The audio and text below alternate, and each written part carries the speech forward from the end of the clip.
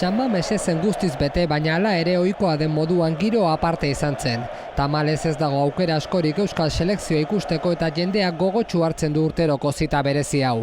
Ja, eta gu gainera gogoa daukagu be, zer ez dakit ofiziala ikusteko. Armailak ikurrin piloa tarteko kolorez beteta egon ziren eta euskal selekzioaren aldeko oihuak ozen entzun ziren partida osoan. Jendea ondo pasatzeko gogoarekin zegoen eta hori nabari zen.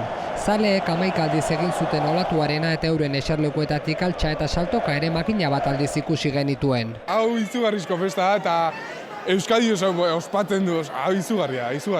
Ez dago hitik hau esateko. Primeran, asko disfruta dago, bizar samerre egongo gara baina. Gaina Euskadiko partidua beti izaten da festa giroa eta oso polita, beraz festa borobila eta giroa zino bea. Giroa goizetik hasi zen berotzen, zaleek Bilboko kaleak bete zituzten pixkanaka eta arratsaldean sekulako jendetza bildu zen esaiteko ofizialtasunaren alde antolaturiko martxan. San Mamesen inguruko tabernak ere jendez lepo zeuden.